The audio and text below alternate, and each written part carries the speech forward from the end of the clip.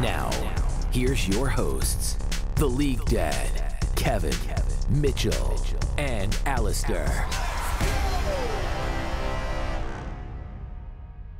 Welcome to the All In Podcast. It's just going to be me and Kevin today. I'm Mitchell, by the way. And we're going to be talking about MSI and, the last week that happened. So it's the first bracket and then the games right after that. So the first round of the upper bracket that we're going to be talking about. Because in the very next week, we do all the rest of the games, right? With the finishing out of the lower bracket into all the way to the finals on Sunday, May 21st. Yes. So we're going to cover all the games that happened between May 9th and May 14th. So the last week or so. But first, how are you doing, Kevin? Just wanted to talk about, a little bit about you. How you doing? Yeah, I'm doing all right. Planning to move potentially soon, so that'll be fun. But besides that, life's been pretty good. Nice. That's good. I guess I'll ask myself how life's doing. I got food poisoning. That was terrible. And I kind of missed the morning podcast cutoff, so we have to do an afternoon podcast cutoff without the League Dad. So that's my bad. Should not have eaten that. I don't even know what food poisoning got me. I was just dying. I just went to a dinner and had a variety of foods. And then I had dessert after, so it could have been anything. But we're okay now. We're alive. And I'm excited to talk about these games. So let's just let's do a little bit of interesting drama talk super quickly. What's up with El Yoya, Niski, and some Spanish tweeters, casters is going on? That was very strange. I definitely got some traction on the Twitters and the Reddits. You have a quick rundown of what that happened there? Yeah, the quick rundown is essentially they posted a picture of Niski, who's Belgian, and a picture of El Yoya side by side after the match where they got smacked. And Elio looks really sad. Niski's smiling, and they're like, "This is what it looks like when someone cares, and this is what it looks like when the attitude of someone who doesn't care," or something like that. I'm paraphrasing, but essentially that was the point. They posted it on Twitter. It was a Spanish caster, like one of the people who do broadcasts in Spanish. I don't know if it was co-streamer or a literal official Riot caster, but either way, they're part of the broadcast team to some extent, and so it got a lot of traction, and so that blew up. Ibai, one of the really big co-streamers with Koi. He has 100K viewers in the Spanish stream. Also chimed in, apparently. Either way, this escalated. And then Niski replied and said that your mom's a whore on Twitter. It got deleted, but the internet doesn't forget. So yep. I will give my thoughts, but shortly, I would think that a lot of people just cope differently, right? And it's fine to be smiley after a game as long as you're you're not making fun of the fact that you guys lost. You're just we lost, guys. We got schooled. We'll do better next time. I think the most famous example I could think of was Perks or Caps, mostly Perks. He'll smile a lot after they would just lose a match. And then this is famously how G2 would just go 0-2 and then come back, or go 2-1 and then come back and win the next 2 to 3 games. So I think the mentality matters. I think if everyone's joking around, yeah, that might suck a little bit, but a good mix of serious and joking around is good for a team balance. So I think it's really nothing. And I think that it's just a lot of drama because El Yoya is Spanish and Niski is more French-Belgian, that kind of side. So there's probably a lot of Twitter drama. Yeah, the weird topic to discuss in this podcast is there's racial tension in between European countries that I think probably flies over our heads because we're not from Europe, we're not European, we're not even of those ethnicities or descents, we don't speak those languages. So I think a lot of people, this can be very personal maybe, but it's League of Legends, right? It shouldn't really be about that kind of stuff. So we'll just kind of float past that. But in terms of Niski being happy after the game and smiling, there's been a ton of interviews and a ton of insight about the Mad Lions team itself, where they have a very good team environment. So, and that's one of the things Hill is saying. He said he loved when he joined the team in Carzzy, why he decided to come back and stuff, why Niski decided to stay, even after they had a really rough play-ins last year at Worlds, losing to EG, right? So many of these players decided to stay because the team environment's great. They have a good time together. They seem to not let the pressure get to them too much.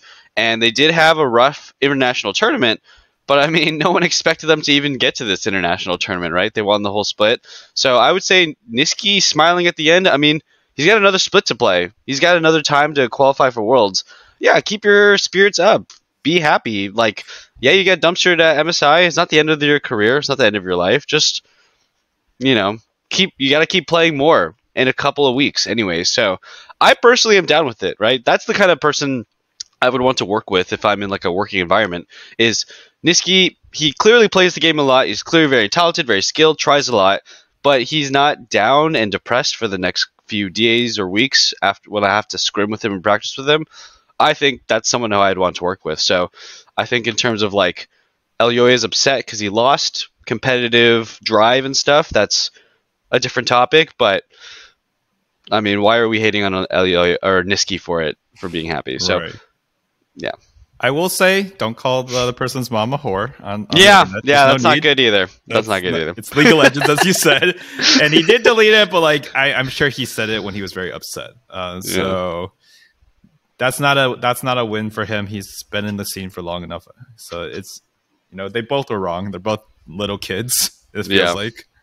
I feel like for Niski, it's like a knee-jerk reaction, and I feel like even when he was on Cloud9, he was prone to those too. And that's a bummer, right? Like, it feels like something like Doublelift would do, maybe way back in the day. Like, he would just knee-jerk it, everyone would attack him for it, and be like, okay, delete. I'm sorry, guys. I shouldn't have said that. The Spanish caster just calling it out in the first place, that felt just like, I don't know. It felt a mix of just being really stupid and being socially tone deaf, but also like cloud chasing, maybe, because I don't think most people in general knew who this guy was. So I still don't know who it is. I still don't.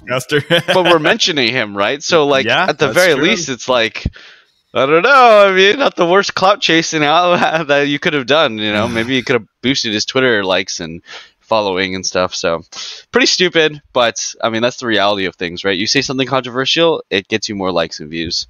That's true. All right, that was a fun topic. Let's move on from that and let's get into the nitty gritty stuff, the games.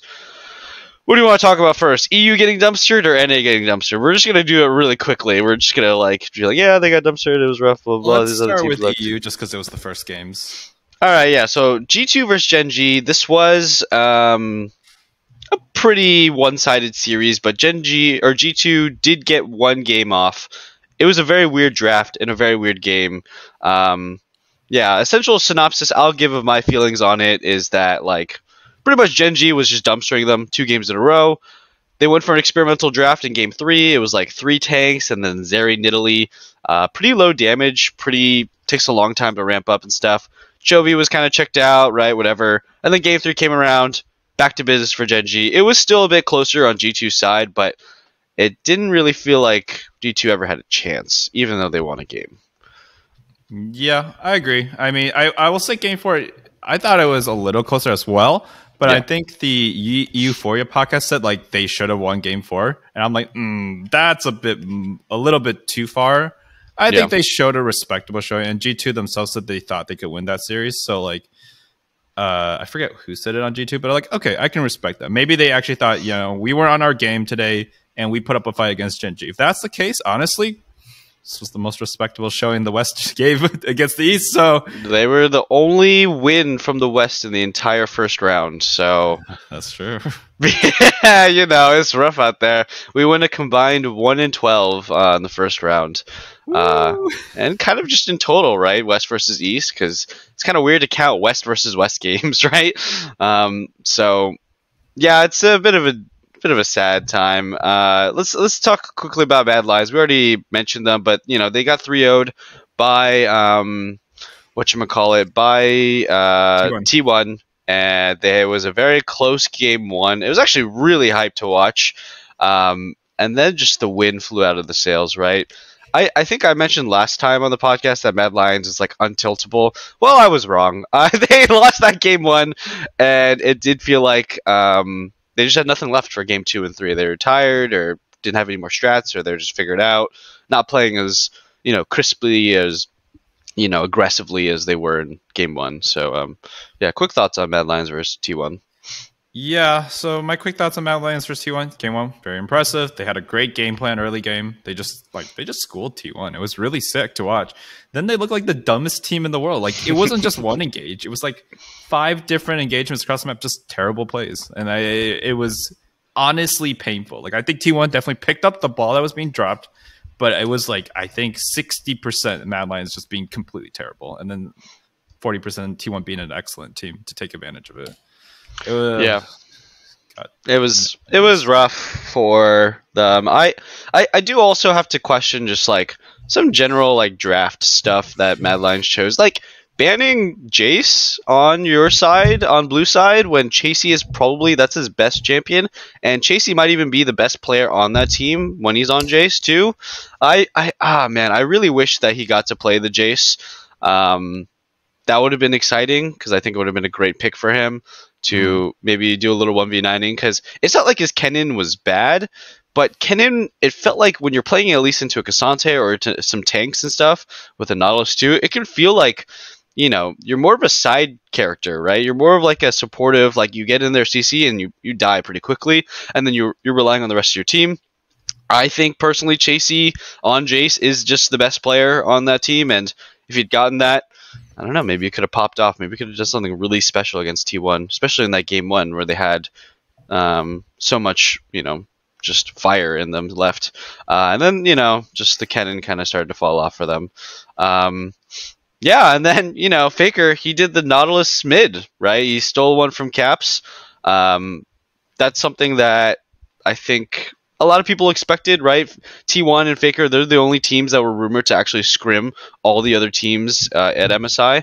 I believe JDG and like BLG and stuff, and they actually like, and Genji, they actually avoid scrimming the majority of people and they just focus on scrimming each other.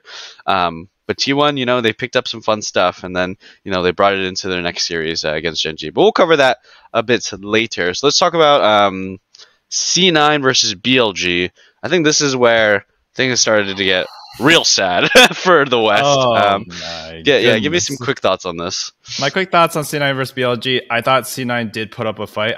They were like kind of skirmishing back and forth and like generally up in kill count the whole time against BLG, which was impressive. And I was happy about the plays they were making proactively. My MVP for the series would actually be Blabber and then Berserker. I think Blabber was the one who actually had a pulse and had to make a lot of things happen, and then got Berserker fed constantly.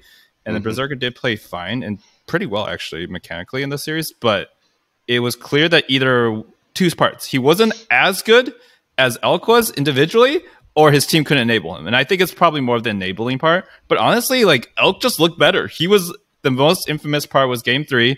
30k damage on Lucian, who's 0-3, not even giving the resources to. And then we have like a 4-1, 5-1, 6-1 Jinx, who did like 9.9k or some shit like that.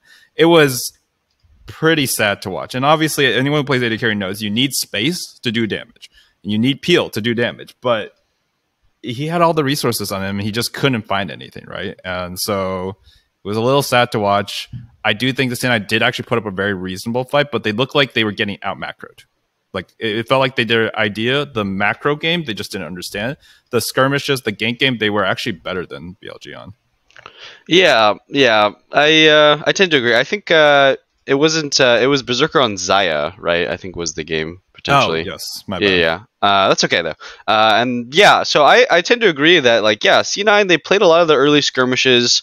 It's just like the early parts of the game pretty solidly, pretty well. And it's actually something that we discussed off podcast last week, but I want to bring up a lot of those same ideas is like, it feels some weird, different kind of doomed where we get kills early, we get like these weird leads, but for some reason we're still behind, we're even in gold, and then we get to the mid game and like none of that kill pressure or like that snowballing that we really like got mattered, because at the end they still are farming better somehow, they still have more gold somehow, and their team fight coordination is just better, and their mechanics are slightly better, and they just have like more awareness when it comes to like map movements and late game macro. It definitely felt like for BLG, it felt like C9 was doing lots of great stuff for the first maybe 10-15 minutes, and even the sense in like the feelings of the game was that BLG was just going to win anyways. And I think that is just, I don't know. It's just region diff. It's like, you know, how you practice the game, how you play the game, just at a kind of a different level for these Chinese and Korean teams. Where, man, like BLG was just able to win. Like, even though it felt like they shouldn't have won, like sometimes, right? Like, oh, we're getting ahead, we're getting kills, like the right players are getting ahead too, right? We have a fed Nocturne, we have a fed Zaya, but it's just not enough for some reason. So yeah, I mean BLG, we were thinking they would be the weakest team and that we could maybe bring in a close series. A lot of us predicted 3-2 in favor of BLG, but C9 would be like competitive and actually able to take games. But like, it really feels like unless you're a certain threshold of skill, doesn't matter what you do in the game, you can't even finish winning that game. Like, you can't even complete the game and end it against them. That's how big the gap has gotten. Is they can just be lazy and you can get kills on them, but you will never actually fully end the game against a Chinese or Korean team. So hopefully we can break that when we talk about the preview for next week. So let's just go quickly to JDG Golden Guardians. I think we're going to share a lot of the same sentiments as this last series, but we can talk about it super quick. Yeah, I think the highlights of JDG versus Golden Guardians, Licorice look good. He's against potentially the best top laner in the world right now. In Solo kill, and he's just playing well. Like, yeah, he went 6-7-6 over 3 games, but he individually had pressure, had good looks in team fights, had good looks in solo lane. Like, he's back. That's really sick, and I'm really excited for that because I was like already starting to build hype for him, and he was beating up play-in teams, whatever. He looked good enough against Bin. That was like actually quite good against Bin. So he's just shown a good form. He's just good. His builds were dog. He was trying to build like second or third. So he was super fed on Cassante. He went Iceborne Gauntlet, Gargoyle, which is fine, and then he built, or maybe he was going second, but he went Fawn into like a 3 AD team, and there was like there was 1 AP. I was like, what are you gonna do with that? So that's fine. You can't do everything correctly, but he was super good. But the bad news is that Stixay is not good enough internationally just to compete. Like I was saying, Berserker was like getting outclassed. Stixay was actually a liability though. Like he was legitimately the reason why some of these like skirmishy games Golden Guardians were finding looks in. It was just it was impossible to win in. I think River and Gory held up fine enough, but like JDG's was across the board was too strong. It was like you get some early kills and then it was completely pointless afterward. Yeah, I would say definitely for Stixay's sake that he was struggling in lane a lot, especially like just avoiding dying in the first few levels of the game, and that was rough. And then a lot of the mid-game skirmishes, his execution was quite rough. But it was tough. But yeah, to talk about Licorice on a positive note, I think he played amazingly well. He solo killed 369 in game 2. Overall, just like his ability to like get involved with the team and just have an impact and just be in the right place was just super on point. This is something that we're probably complaining about him during the regular season, was that he just didn't seem like he was involved with Golden Guardians. It felt like 4 teams and then a Licorice, right? But he was almost like right there in it with all the main engagers, like very, very well involved, very coordinated. I'm speaking mostly about game 2, right? Where they had so much freaking engage. They had the Cassante, they had the Vi, the Lysandra, and then the Tristana Rel combo. Like, it was just tons and tons of engage. And for the first like 15 minutes, maybe even 20 minutes, it was very coordinated. It was in there. They were together. They were fighting. They were all in. And I love to see it, like how aggressive they were. But yeah, it's just, there's this other concept I want to talk about is when you have like these comps with a ton of engage, and you have like someone like Ruler on the enemy team who's playing like a Zeri or a Jinx or whatever, or just like, a high profile ADC, honestly. In this meta, ADC is probably the most important champion in terms of like dealing damage late game, obviously. So, you blow all your engage and you get a really clean pick, right? Maybe even get 2 kills, or you like get a kill and blow some summoners and get some people low, right? But you don't actually use your engage on the Zeri. So like you kill the LeBlanc fast, or you kill the Gnar super fast, and you're all full health, but you don't actually have your ultimates for the Zeri. They can 3v5 you, or they can 4v5 you, because Ruler knows his limits so well. It's Zeri, it's a broken champion, and they cut you in a 3v5, 4v5 situation, and they actually win. And they know they're smart enough, they have the skills and hands to do it, that they can win in these scenarios. So that's something that I found kept happening, especially in JDG games, is you even look at the BLG series we'll talk about later, is that they were able to get clean picks. They were able to get really strong engages. But when they go to the objective after, or when they're trying to leave the situation later and go to lanes, they actually end up losing and getting kited and picked off and dying to Ruler, who you didn't spend your cooldowns on, because he's untouched and he's not afraid. He'll 3v5 you.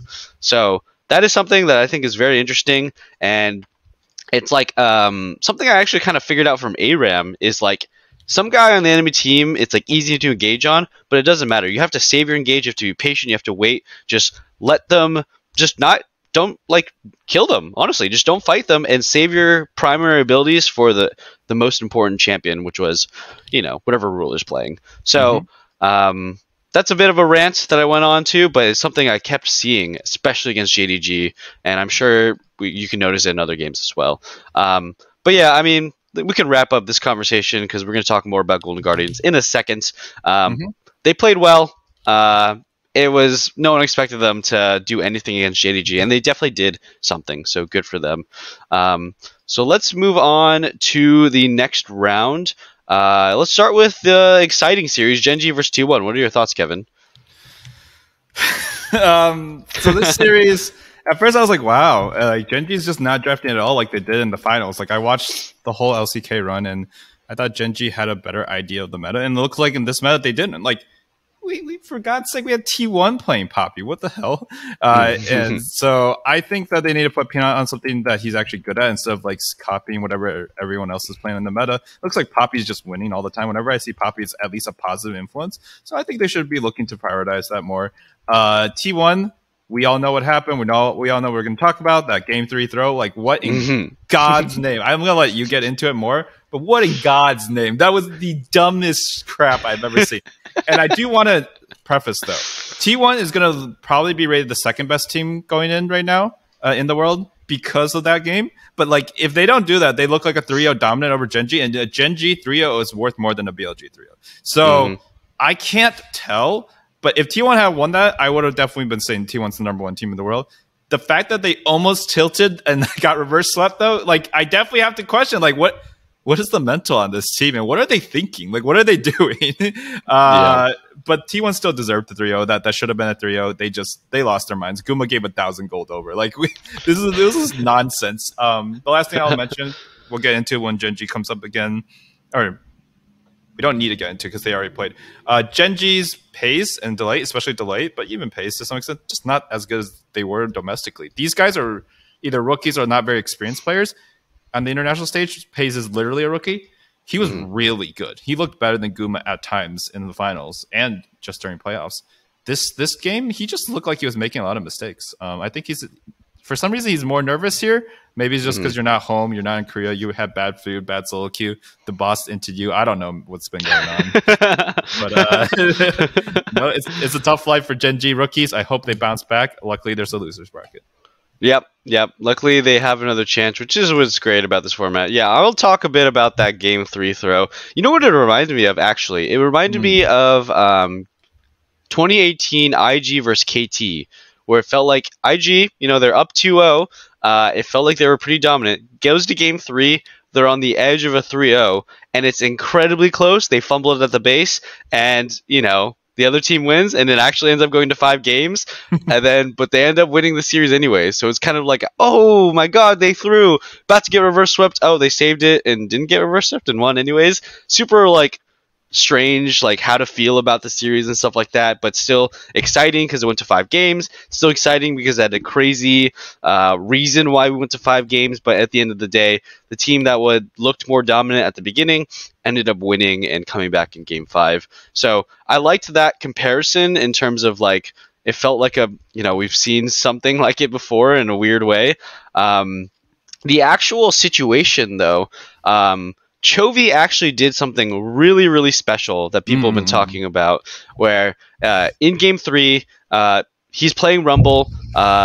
Chovy is getting run down by Scion, and Kha'Zix is like about to jump on him. So as soon as Chovy gets to his fountain, as he's running away from the Scion, he buys a stopwatch and presses it, and it manages to save him. And Kha'Zix owner ends up executing to turret, I believe, or dying just like to the turret. Like the fountain or the turret, yeah, something like Yeah, that. I think it was the turret, because the way he ran through to try and jump on him, he was running just through turrets, and he just had a bunch of turret shots like homing seeked onto him from behind, and it just looked, in general, it was just a weird looking situation, right? And then obviously Scion doesn't have enough damage to kill a Rumble on fountain. It's one of those super clutch like shop APM mechanics that you don't really get to see a lot of, but it's like, you know, you're getting like, let's say you lost a game super hard and you're getting Fountain Dove, you buy a stopwatch, you use it, and then you buy a Zhonya's and then use it, and then you sell it and you buy a GA, right? So this stuff is really hard. I think a lot of co-streamers, a lot of pro players were talking about how like this mechanic, even though it's not used common at all, is really hard to do, and they were saying most of them probably couldn't be able to do it, right? Because it's just not a situation they're used to. It requires a lot of brain power to do something. So really clutch stuff from that. Wanted to talk about it. But overall, it did feel like this was a series, I agree with you, where it was like T1 had a chance to cement themselves as like a real dominant threat in this tournament. T1 versus JDG was going to be an absolute banger. It still is going to be, but the mental of the players is something that I want to bring up too, is where, it feels like it's hard to pinpoint what exact player is having a rough mental. Game 4 from T1 looked really, really rough. Game 5 was just super clean too. So it's like, I don't know what's going on. It must be some sort of like shot calling and overall team vibe that's causing them the issue. So whoever their main shot callers are, I'm guessing is Faker and Keria. Maybe their calls are just getting more cluttered or less confident in those games they're losing. And then when they can just calm down and do it right, the game just looks super one-sided and clean in Game 5. So I wonder what that is. You know, all these players do have a lot of chips on their shoulder from barely losing in so many different finals, right? So I hope they can keep it together and show something good against JDG. But yeah, interesting, very interesting series. Any final thoughts on this series? Mostly that Genji should look better as they get through the lower bracket. This wasn't a finals, guys, so this is not everyone's saying that T1 should be tilting. Only Zeus tilts in playoffs. The rest of T1's actually very solid until finals. So honestly, this could be pretty bad for T1 long term, but like objectively it's hard to say because they look good. So yeah, it's not a finals, guys. That's not the narrative. Not yet, anyways. Genji, they will drop down to face C9, so it'll be a nice. Well, no, I mean, we'll see what happens, but theoretically, it'll be a nice confidence boost for the rookies, for Pays and Delight or whatever, to, you know, get some good gaming in before they move on. Kind of unfortunate for our C9 boys that they have to do this, but this is what, you know, MSI is. You face the good teams when you advance. So let's move down to the next match that happened. It was Mad versus G2. Pretty quick. G2 just kind of mopped the floor with them. Mad was kind of dead in the water. Any quick thoughts you want to throw at them before we move on? The only last thought I wanted to say is Mad Lions, these guys have a debuff internationally. They've had so many roster changes, so many like good players walk to this organization. Elyoya is definitely a top class jungler. And like I even thought their top laner is like doing well. But the problem is like it just doesn't matter, man. Yeah. Casey, sorry, I forgot his name for a second. They just can't. They haven't won crap internationally for a while. They lost 3-0 to EG last MSI. They are always doing poorly internationally. I think this team has a curse because I think they have good team environment, seem to have good players. They win. They reverse swept. They just can't win internationally. I think they lose their first match internationally. Like, it's happening again. And the coaches and the staff are like, oh, God. So, I feel bad for them, but they also did send the whole like F you, the haters video right after the LEC finals, which they deserved to have. So I kind of would give them props to that, like, no, actually it's our bad, guys. We got screwed again. Yeah, it's a weird thing. It's been happening since like 2020, right? Mad Lions reaches international, they don't make it out of play-ins, and then twice now. They're a weird team, very weird team. They're not bad, just weird, right? I I still, I'm gonna just repeat my sentiment earlier. I wish Chasey got Jace. I just wish they gave him Jace. They did get Jace game 1, and they gave it to Niski, and he kind of ran it down. I wish they just gave him freaking Jace on Chasey, but they didn't do it. I mean, they had, I think game 2, right, was pretty close. Mad Lions was able to do something, but I mean, oh my god, just to talk about G2 for a little bit, their drafts and their flexibility is so crazy. They can do so many weird flexes. Belveth is just, no one else in the world is playing it except Yike. The Cassiopeia top was definitely just like complete curveball. It's not like it's weak. I don't think anybody's going to say Cassiopeia top is weak. It's just no one's playing it. And no one probably really knows the matchups super well. Nautilus mid, obviously, right? I feel like you just don't give G2 Nautilus. Like, that should just be a staple ban. Mad Lions, obviously, they thought that they could beat it with Cassante mid or something like that, which is fair. That's what makes sense as like a mid lane counter. But I was really thinking it was going to be Silas, right? Silas is like one of Niski's best champions, but oh well, didn't go for it. I think that can sum up the thoughts that we can throw at the series before we move on, because we got a lot to cover. The next one is JDG versus BLG.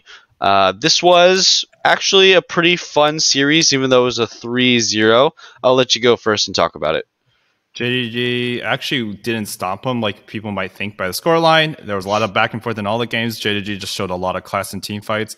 I think infamously in game 3, there was basically the most perfect like series of team fights I've pretty much seen in a long time. And a lot of people have noticed, right? Like, it was incredible. I think Ruler was clearly like the best player overall in terms of games 1 and 2, probably. Game 3, he almost entered the game multiple times actually, and I was actually losing my mind. I was like looking at some online polls, and they're like, "Who is the MVP of like the whole series?" And like, Ruler, yeah, makes sense, but it was like 90%. It was a Korean vote, to be fair, but it was 90%. And then they were like, he was just so perfect. I'm like, did we not just watch the same game 3? He like flashed in. He basically did the exact same thing Guma did, except that Knight carried his ass through a lot of those. And not just Knight 369, everyone came together for some of the most beautiful peeling and space making I've ever seen. Like, I'm pretty sure you could have put a lot of people in the situation as the AD carry, and they would have looked good because they just had unlimited space to play with. I mean, Ruler still played amazing, but he wasn't perfect. His team was also playing really well around him. And I think this is the first time we've seen Knight internationally play to the level you expect. He's been finally good. Right? Yeah, like at other international, he's been good, like better than an average mid laner from China, sure. But he hasn't been like number 1, number 2, whatever you expect, right? So finally, his Syndra was amazing. I saw him land like 4 multi-man stuns in the river. So holy cow, I'm really excited for them. But they did only beat BLG, which they've already beaten before. They beat them like it's their friggin' day job, right? Which it is. So it doesn't mean as much as beating Gen G or T1. That's what I want to add. Yeah. It was still a one-sided series in terms of result score. JDG was always going to be favored against these guys. JDG was favored to them when they played in the finals in LPL. But I mean, still, the games were really hype, and I think, to your point, right? This is something that is just like so unique about this team, is that you have players like 369, Kanavi, Knight. These guys are like hard carry players. These guys can 1v9 a game for you, playing like resource heavy, damage dealing carry champions, and yet they also can switch on this mode where they can play tanks, they can play supportive champions, and they can play a supportive style where they're not just only looking for the engage, they're not only just looking to how to dive the backline, they're not only looking for a good wombo combo, they're looking to peel their ADC all at the same time. They're doing all these things like in cohesion with each other. It is really, it feels like it's one person being able to play 5 champions instead of 5 individuals like coming together to do one thing. Like it's really cool. Like there's a clip that I think is going around in game 5, obviously, where Knight has a bunch of crazy 5-man stuns. Ruler is, weaving in and out. He gets hit by a stun. He gets Mikhail's almost instantly and stuff like that. Like, it's just, they're building Knight's Vow. They're building Mikhail's. They're building all these supportive items for Ruler. It feels like someone like Kanavi, right? He always struck me as a player who was a carry jungler, and I think he just defaulted that in all his years on JDG because he never had maybe it wasn't a meta that suited, or he didn't have a player to rely on enough, right? He was always with Yagao, also playing more of a supportive mid lane style, so you just kind of have to put your hopes on 369 or whatever ADC you had at the time. But now that you have Ruler, it's like it's not like he's playing perfectly, but he is always able to push the limits really hard, and more often than not, it works out for him. So 369 is able to just be really smart, not have to put on the carry pants, build a Knight's Vow, and like focus on doing that hybrid sort of engage slash peel for Ruler. It's really complicated stuff that's hard to talk about even just like in a podcast setting without just like going through little movements and stuff. And yeah, it's really impressive stuff that this team has to offer for JDG.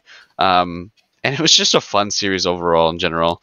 Any more thoughts you want to throw at this before we move on to our final series of MSI that we have to talk about? The only last thought I had was until their match that they play, JDG is probably the first like international super team we've seen like look really good in terms of just gelling together. Like, a lot of super teams just win games because there's so much talent, but this team looked like they actually could do something special. So I'm really impressed by that, but we'll see. It could all change after the match against T1. Yeah, we gotta wait till finals because I remember even like teams like Longzhu or Kingzone, right? They actually looked insanely good until the finals where they got bopped. Yeah, exactly. So we do have to wait for the super team to reach finals and kind of look at it in hindsight. Yeah, I just want to talk about, super quickly, just like before we move on from this JDG team, is like, I think a lot of people will be like, why is there such a big gap between NA and EU and Asia, right? And like when you look at like what JDG is doing, you can't actually do what they do just by watching the game. You can't do what JDG does just by watching the game. Like you can try and emulate it for sure, but honestly, to actually be able to do the things that JDG does, you need to know what they're saying in comms. You need to know how they're moving their camera. You need to know like how they're clicking, right? You honestly need to look into how they practice with each other and watch their scrims and watch them talk to each other in their scrims. Like this kind of stuff, I don't think you could just watch JDG play thousands of hours of professional games and just copy it. It's not possible. There's too much stuff going beneath the surface for the decision making for 369 and Kanavi and missing and all this stuff to like peel properly for Ruler. For Ruler, what is he thinking and doing, and when does he choose to go in for Knight? Like when does he choose to use his scatter of the week, or when does he choose to hold? Like all these things, you can't just copy it. So I think there's a lot of people out there that maybe are like trying to figure out what the difference is between the West and the East, and the answer has never been simple, but the answer is evolving in that it's clearly not like have a competent laning phase and have a competent early game, right?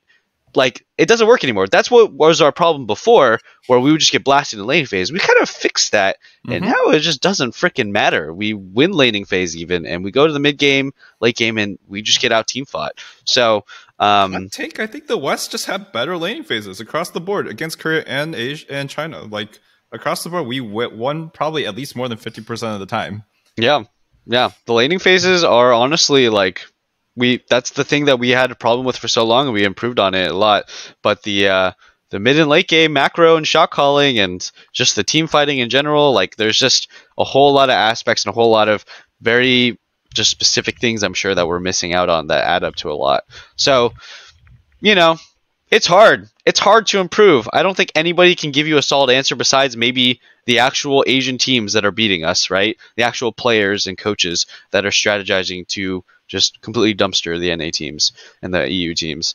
So yeah, let's move on to the best series that happened and the worst series at the same time. It's the Civil War of C9 versus Golden Guardians. This was, albeit a fun one to watch, a bit depressing to have to watch, though. Go ahead and give your thoughts on the series, Kevin. My thoughts on the series, I don't like the way Golden Guardians kind of like... I feel like they had good looks throughout the tournament. I thought they were the better team coming into this, honestly, because they showed more poise internationally.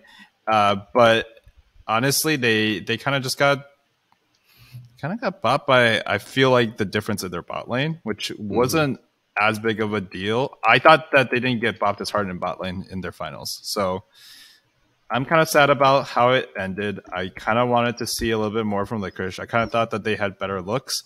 But on the other side, you could argue maybe C9 figured their shit out. I don't think so. I think they just played against a team they weren't nervous against. But if they did figure their shit out and they really can't get more, they still have a chance. We'll get into why I'm a little sad about what happens after this. Yeah. I do feel like maybe Golden Guardians kind of fell down in a bit in power level into the series compared to considering how they played against JDG. I felt like they played much better against JDG than they did against Cloud9. Yeah, and also it's a mix of Cloud9 just being more comfortable and playing against a team that, you know, they're not afraid of, right? The draft was weird. I think the draft, it's a lot of people have pointed out already on co-streams, but the draft from Golden Guardians and the choices they made were pretty freaking weird, I gotta say. Game 1 draft was full on like hard laning phase LPL style. Fiora, Jace, Stixay, just 3 mega carries with like a Maokai and Nautilus in there. Like, we're gonna dumpster you in lane. We're not gonna be able to team fight well because we're just hoping we dumpster you in lane sort of stuff. Spoilers, they did not dumpster in lane, and they got rolled really hard by like just a mega tank comp on the side of C9. Game 2, I also felt like the Rumble pick was really strange. Rumble, they didn't have much lockdown for the Rumble, right? And they're also playing against very mobile champions. You don't want to play against mobile champions as a Rumble, so I thought that late pick was super strange. It felt like Licorice was like, just give me Rumble, I feel like I can carry, sort of thing. But I mean, into Gragas, into Kha'Zix, into Rakan even, like, you're just not able to land good stuff against it. So, you know, some questionable stuff. They did end up winning a game. Overall, my feelings are Licorice did play well. River was able to show that he can play carry champions and carry a game, even though he's notoriously known for playing setup and tank junglers. And yeah, you know, it's Cloud9 is a solid team. They're good if they can just get their head out of their asses, right? They played the super crazy early game. This kind of did feel like the finals, right? Where it's like GGS is doing some weird stuff. Cloud9 is winning. GGS is finally able to figure out a winning strategy against Cloud9. And then Cloud9 throws back with a completely new strategy. And they just go hard early game, right? And they do, in their final game, they do Jace, Nidalee, Cassante, Varus Heimerdinger, and just shove you in and just blow up their early game super hard. So Cloud9 showed the same diversity and, you know, adaptability they did in their finals in LCS. So I guess that's consistent, and it was still a 3-1 just like the finals was as well. So overall, a fun series. Sad to see Golden Guardians go.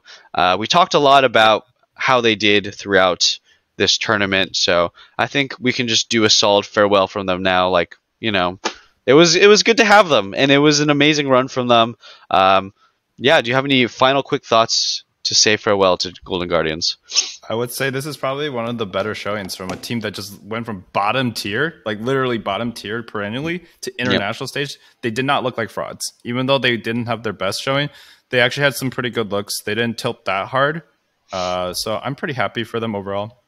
Yeah, they took a game off BLG. Maybe BLG wins MSI. That's my copium. Hopefully. Yeah, and they were really close to taking a game off of JDG too. So, sort of. They were close until like maybe 25 minutes. So, yeah, I'm proud of the boys at Golden Guardians. I mean, Licorice, real big glow up story, and I think the rest of them also played well, but could have played better. You know, that's the bright side, is like they can always improve and learn new stuff and come back stronger in the summer. All right, let's talk about just the overall feelings, I want to at least, about this format and just how it feels. I love double elim, and I think it's the right format for competitive integrity and having the best team win and having the best teams play against each other leading up to the finals. Unfortunately, when you have such a massive gap in the regions, you get this thing where it's just completely one-sided for a full 4 days straight of 3-0s, or essentially a 3-1 that's almost a 3-0, right? Do we like the format? That's just how I'm going to phrase the question. I like the format. I like the format because even though they are stomps, there were actually quite a bit of stomps. Like a problem is you couldn't help it either way, right? We're gonna go into the same worlds with a lot of the similar teams probably coming back. Just historically, MSI teams tend to repeat for worlds, and we're gonna see those. Except we're gonna have to wait a week. We're gonna wait like 4 days between the matches. There's gonna be 7 best of 5s or some shit like that after all the group stage stuff is done and the new Swiss system is done. We've gotten like 14, 13. Let's see. We have 12 best of 5s just from the bracket stage, not counting play-ins. And it only happened over like the course of less than 2 weeks. That's amazing. Because even if there was a bad game, I can be like, okay, I have hope for tomorrow and the hope for tomorrow. And there's 2 chances, right, with the lower bracket. I don't even think Worlds has a lower bracket this year still. I might be wrong about that. But from what I heard on other talk shows like Euphoria, I don't think there's a lower bracket. So I would rather this than not, because at the end of the day, like, we can't win with no format was going to make us win a best of 5. We could win a best of 1, but the best of 5s are more interesting anyways, and it gives us way more practice. Like, if you want us to catch up, it can't be through best of 1s, because you cheese and then you're like, all right, well, in the best of 5, I'm screwed, just like Rogue was last year. He got 3-0'd really badly after doing pretty decently in group stage. Yeah, I think I like it in terms of that competitive integrity stuff, and I like it in terms of like, maybe practice for the worser regions and teams. And I like that it's super fast paced and we have games all the time. I think that in terms of entertainment and as a fan of the West, and I'm trying to put myself in the perspective of a lot of people who follow under that category, right? Right. It was not very fun to watch. It was not that entertaining to get 3-0 stomped week after week, or day after day, I mean. So I do think that maybe, the point of the game is to watch to be entertaining, so maybe there needs to be adjusting in that area. I don't know what those adjustments are, but a very quick, not super well thought out suggestion is to have some combination of best of 1s with best of 5s, right? With best of 3s, or there's a round where somehow you get everybody to play each other and it counts meaningfully, but no one gets eliminated at the same time, right? Because I think we still have the issue where we miss out a lot of interesting matchups that could have happened in this format. We still get a good amount, right? We get all the best teams probably playing each other. But I want, like, maybe, I don't know. I'm okay with the tournaments being longer, too, because this is the most hype times of the year. Make the international tournaments longer. Maybe, like, there are a double round robin, a best 1s, and there's the seeding from before. Doesn't matter. And all of the double round robin best of 1s is about seeding into your bracket. And then you do your double elimination format. Makes the tournament a lot longer. I don't know if that's viable. But combining some aspect of the fact that, a lot of regions do best of 3s. Some regions do best of 1s, right? And then everybody does best of 5s. It would be cool if we incorporated all types of, like, that game format into the international tournament where we have everybody playing against each other. Plus, I think it would just be more fun, right? I just want to see more games against different teams playing against each other, right? These are our top 2 seeds from every region. These are the best of the best. So, yeah, I think that's just like my quick thoughts on this format, just to kind of, appease, because I think we were talking about this concept earlier, is like the best of 5 format is just better for better teams, for Korea and China, because they have more chances to show how much better they are. If you think back to best 1s at Worlds last year, it's like we won 1 game at MSI, right? And we lost twice as many games as we would have if it was best of 1s. If it was just best of 1s, we would have gone like 1-0 or like we would have like lost 0-2 or 1-1, right, against some of these teams. But in best of 5s, we're losing like 3 games to these people and winning 1. So the amount of wins we have has stayed about the same as they are in best of 1s, but the losses are doubled. So it's twice as much time as Western fans are depressed watching their teams lose. So that's just my overall thoughts on that format. Any quick thoughts you want to summarize before we go on to next week's games? Yeah, I agree with that. We need the Western viewership for the game to stay alive. It's going to always be popular in China and Korea, sure, like at least for a long time. But if you don't have a more international audience, like what makes League of Legends special, right? Is that everyone's watching. And the other thing I wanted to add on to that for the international audience is we have had some of the highest viewership ever for some of these matches. Like I think the T1 Genji match had 1.94 million views. And that's only the second highest ever behind like the T1 RNG from I forget what year, but T1 RNG happens a lot in MSI finals.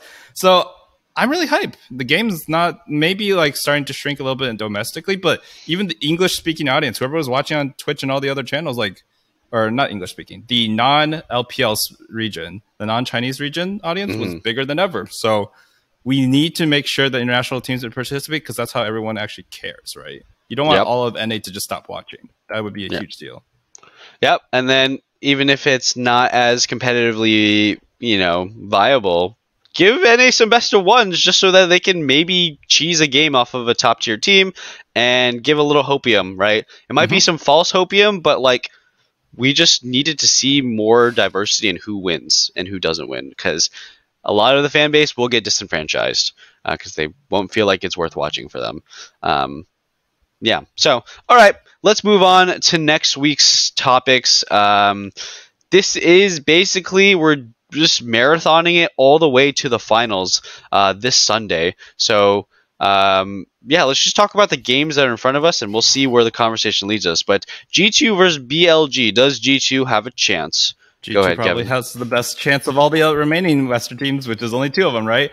BLG has actually looked better than we expected, right? They looked pretty solid against C9 and took all the hits. G2 played against a much harder opponent than BLG, honestly, in my mind, and they at least took a game when it was given to them and had a good chance in this game. I think this will be close. I think this will be a 3-2, and I want G2 to win. I think BLG just doesn't have the X factor to beat the top tier teams. They might be a better team than G2, but they can't bring anything new. They won't be JDG in the finals, right? For example. Yeah. And are they going to upset T1 or Genji? I highly doubt it. Because one of their best players is probably Elk, and he's strangely the worst of the Asian AD carries left in the tournament. So he might be even worse than Berserker on a good day. But if Berserker was on the same team, being enabled the same way, I think Berserker might have been better. I don't know. But Elk is like still very good, but he's definitely worse than Rule or Guma, and maybe the same as Pays. We'll see. So I want G2 to win. And I hope they win. But if I was a betting man, I'd probably bet the other way. But 3-2 is my prediction and my hope. Yeah, I'm going to do a very similar idea. I want G2 to win as well. I mean, they have our boy Hansama, right? I always want him to do well. He had a rough time here in NA, so I just, it would be great to see some success from G2. I think that, what they have an advantage is the same advantage they've always had, and it's that very unexpected drafts. They can turn the game into uncharted territories for both teams, right? Definitely for BLG, but also, for G2, they're just going to pick some stuff, be like, how much real practice have they gotten on Cassiopeia top against, like, top Asian teams as scrims, right?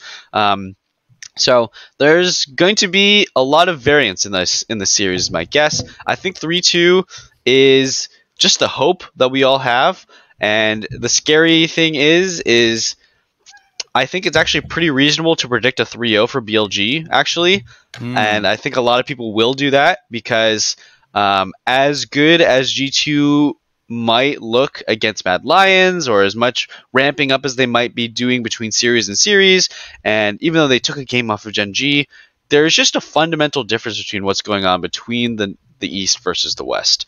And, G2's attempt to break the meta and break the standards and be unexpected is probably just not enough. But I hope it is, and I hope we get a 3-2 in favor of G2. I think that if I was a betting man, I would go 3-0 or 3-1 BLG, though. So, rip.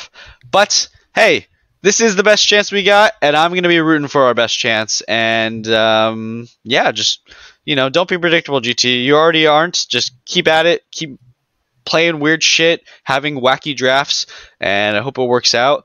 And, if you do get a lead in the early game, which I think they're very capable of doing in BLG, just don't lose your minds. Like, that's honestly would have been G2's biggest downfall, is they just lose their freaking minds past 20 minutes with a big lead. So, good luck. And holy cow! Good All luck. right.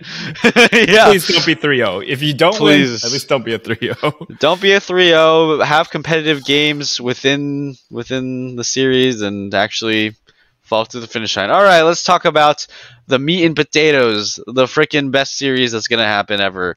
C9 versus Gen G. Do our boys have a chance? Any chance at all?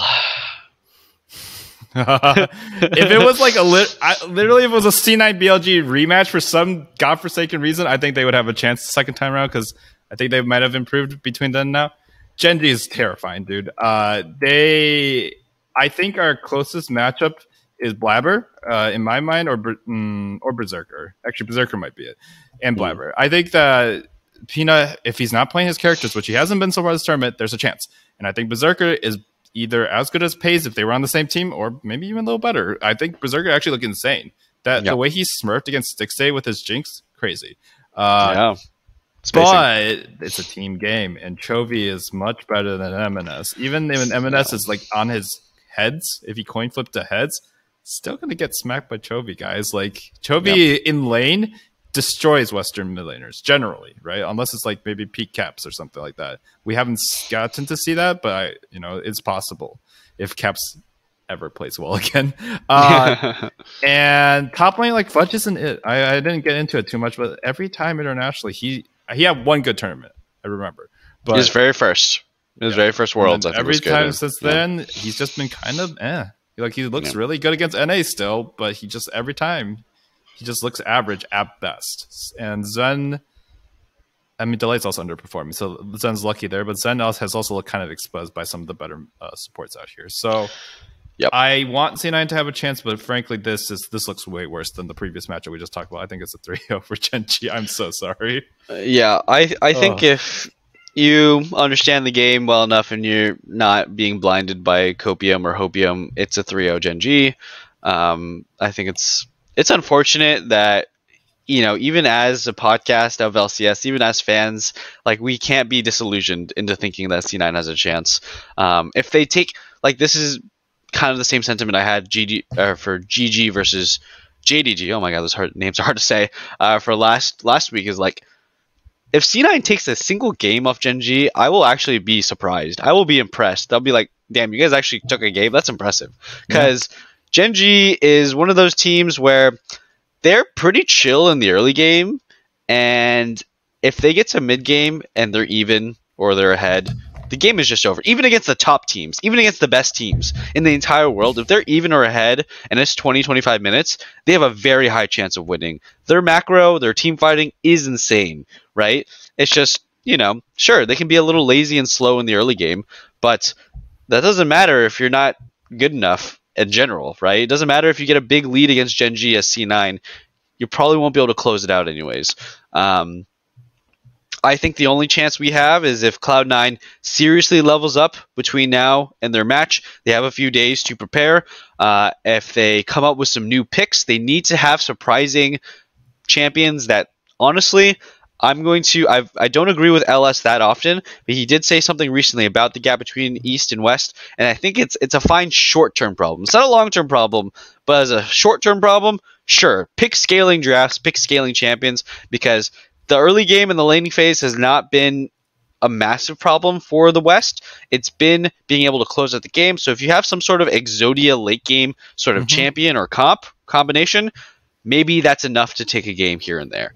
So I wouldn't hate, I don't know, if Chovy blinds Cassante mid, dude, just go Aurelion Sol, man. I don't know if Eminence plays it, but, like, what do you got to lose, right? Just, like, I'd maybe do some weird Senna stuff. Like, I don't know what you got to lose. Like, you just pick some weird super uber late game scaling, rely heavily on your ability to stay even in the early and mid game, and then hope the champion is enough of a difference between just the insane kind of late game scaling macro that happens with Gen G.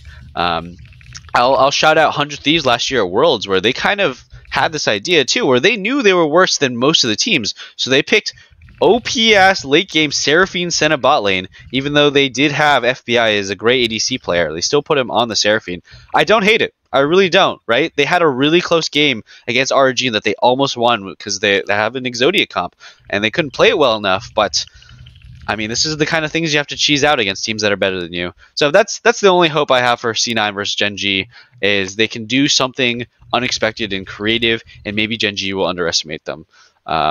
Yeah. Any final thoughts on this series before we move on? I would say historically that a lot of the times we win by cheese. Like, yeah, there's a couple like Gigabyte Marines winning with the Nocturne cheese, but like a lot of the biggest upsets, like ANX versus Ku Tigers or whichever Tigers it was, it's because they just picked some Exodia bullshit for late game. They stalled to it. It was like a 50+ minute game, and they won. Or was it 65? And they won, or they got close, right? In some cases, I don't actually know if they beat Gigabyte. Beat the Tigers, but they definitely won. They did beat Tigers. They did, right? Yeah, it was a long ass game, and they were like playing some weird shit. That whole tournament they were playing weird shit, like brand support. So play the stuff you're good at, or play the stuff that is good super late. And like if they make a mistake and you can stall long enough, if you have a win con. Like our early game isn't the problem, so we keep cheesing, and then our Renekton just falls off a cliff, or whatever falls off a cliff. Lee Sin falls off a cliff in the Mad Lions game, for example. So I know it sounds kind of hypocritical, but like the times have changed, and if our cheese early game isn't working, we need to find a different angle, right? Yep, you got to throw the curveballs, right? I think for years, it's gonna maybe feel uncomfortable for some viewers, right? Because for years we say, we need more early game. We need to be able to actually like transition to the mid game. We have all these early game stuff. We have all this late game stuff. I mean, we're just getting smacked, and it never sees the light of day because they're too solid in the early game. Well, this tournament in isolation is very different from what has been happening in just all the past tournaments. Is that our early game is solid. We picked early game champions. We're able to transition. So got to throw an extra curveball in there. Got to adapt on the fly in the moment. Hopefully they can do it. God, I hope that C9 wins. I know they're gonna get 3-0'd, but I still am praying to the league gods that they just win for some reason. I don't know. So let's move on to the last very hype. Oh, I'm so excited for this series. JDG versus T1 might be a finals rematch that we see. Honestly, these are looking like the two best teams. Not by a lot, right? I actually think like Gen G is probably a very close third to these two best teams. So, what do we think of this matchup, JG versus T1? My dream scenario is that I think it's closer, so I think it's going to go to 5 games, which is, I guess, an easy prediction to make. My dream scenario is that T1 wins this, which might surprise some people, and then we go to the finals and they get smashed 3-0. I just want the meme to live. The curse. I like all the T1 players for the most part, but I don't like. I really like the meme though. Oh no! And I think it's a realistic scenario because that also gives us where we get to see JDG Genji, which we haven't gotten to see yet. Yeah. Assuming Genji doesn't, C9. I guess we could see JDG C9, but The point is, right? That's my dream world. I actually think JDG will win, though. I think they'll win 3-2. They have shown more. They've shown a lot of resilience. They've shown some incredible team fighting, but they also haven't been challenged that much. That's the only thing. So they have more cards to hold, but they also haven't learned as many tough lessons, right? The thing is, JDG's not even playing their best characters. Like right now, Knight just like randomly pulled off meta Syndra. He's not like, it's not a Sylas meta. It's not a Lucian meta. He's not playing shit that can like smurf, right? Or he's known for his Echo as well. That's how he got good and like got well known. And none of those characters are meta. The people are playing Nautilus meta, for God's sake. Syndra's not normal. Syndra's bad. Syndra's bad unless you can play like how Knight played it. So they could also pull curveballs. And I really am I think T1, why they screwed up so much by losing to Genji is they had to actually show their tryhard mode. And they also showed weakness. And my issue is I don't know if T1's the org that's known for like coming back from looking bad. Actually, they did have a year they went like 5-5 or 6-4 in MSI play-ins, and then they won. Or play-ins in the group stage, and then they won the whole thing. So, we'll see. It's a tough one because I think for a lot of this series is going to depend on the mentality of T1. I think if they're playing at their best, this will be a very competitive 3-2 that anybody can take. But something I've noticed is Zeus has really strayed away from playing carry champions. He has fallen full default into tank mode, which is not something you want to see when you look just at his world performance last year, where it was just carry top bangers all the way until, I guess, the finals, where he kind of fell off, right? Zeus was considered the god of top lane for a long time, and I gotta say, 369 has kind of gone back and forth from having that title in his hands, but it's firmly in 369's hands right now. He is playing tanks and he's playing carries very, very well all the time. So I think that's going to be the biggest difference maker, is both the draft and the skill discrepancy that comes in the top lane. If Zeus can get his mental straight and actually just play like his best, I think we have a very competitive, very close series that can go either way. But if he plays how he played against Gen G and it's just all tanks, I do favor JDG and I do favor 369. I think it'll still be 3-2, maybe 3-1, but I'm going JDG as well. Other matchups that are interesting, of course, Knight versus Faker is just like, it's like legend versus legends. It's like the OG most decorated legend versus kind of like an unsung hero legend that's never really able to cement himself, wanting to dethrone the best, right? This is a huge series for Knight. This is a huge tournament for Knight. If he's able to win domestically so many times and have it not matter, if he can make it happen this year, this will cement Knight finally as actually a true legendary mid laner. So I'm excited for him, and I'm excited for the series. I think that the bot lane is going to be, both the bot lanes are playing super well, super strong, super consistently, super just like insane damage, insane positioning, lots of champion variety. So I think the bot lane's they're just gonna be neck and neck, toe to toe. I mean, it's Ruler versus Gumushi. How many times have these guys played against each other, right? So this is gonna be fun. I do think Kanavi versus Owner, same sort of deal. Both can play cherries, both can play tanks. Very, very clutch, very, very strong players. It's just gonna be up to the solo laners, right? I think they're gonna really define what the difference is between these teams. Yeah. Any last thoughts on this hype matchup? Yeah, I think people will point out, if they haven't already, that this matchup did happen last year, semis, and T1 won pretty handily 3-1. But that was with Yagao and Hope. And Hope specifically, I thought Yagao was actually okay. But Hope specifically was like it wasn't a good tournament for him, even though I think he's a good player. Yep. Ruler is world class. He is, I think he is at the very least as good as Guma, and currently he looks as good or maybe a little better, right? Yeah. And I think Knight is playing carries in a meta where people are friggin' spamming like Cassante Nautilus mid. And to be fair, Knight's Cassante, especially his Nautilus, was not good. His Nautilus was bad. His Cassante was fine. His Nautilus was bad. But his carry play is sick. So I really want to see it, but I don't know if we'll get the hype like carry versus carry matchup. It could just be like Knight picks Syndra in game 3 and they lock in Galio. And you're just like, and I want to see them bash each other's brains out, though. I want to see the new guard, old guard stuff go in. And I want to see if this new JDG, who has way better players in their main 2 roles that carried the game so far, can win. Yeah, I definitely agree with a lot of those sentiments, and I'm really excited for it. And I also will agree, even though I predicted JDG to win, I kind of want them to lose just so we can see JDG Gen G, just for the fun of it. Like, I don't even care about who wins at that point. Like, I just want to see more teams play against each other, right? More combinations.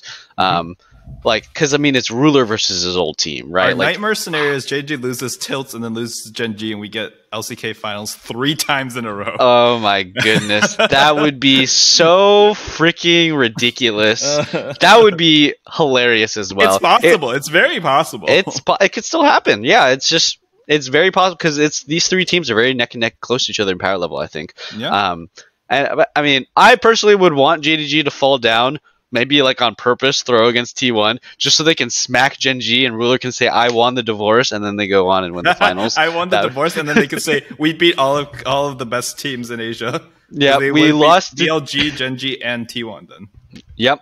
And they, of course, beat Golden Guardians, the second best team, too, in the whole world. Of course. So, yeah, I think that would be really, really fun. And then, we can't really predict the rest of the matches because we don't know. We have to wait for more results because it is just straight marathon right to the finals. So we're going to try and close out the podcast at this time. Any final thoughts in general, overall, about MSI and League of Legends that you want to throw out before we end it? My final thoughts are, I think the casting team has actually done a pretty good job. They didn't always have like the strongest combos doing the cast, but they were still doing a good job. I think the Korean casters, they actually finally got to cast a Korean match internationally. Yeah. Atlas and Chronicler and Dagda were doing the cast. It was actually a good cast. Besides the part where not the Koreans, but someone else said T1 was the #1 seed multiple times. I'm like, they're not, guys. They didn't win. Stop gaslighting me. And then the last thing I want to point out is Azael in the Golden Guardians match when they were starting to win. He said, "These beautiful bastards, they're doing it." He got fined for that, and I love it, bro.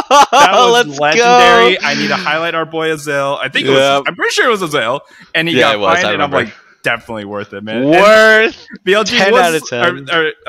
Golden Guards was almost going to come back. It was like so hype.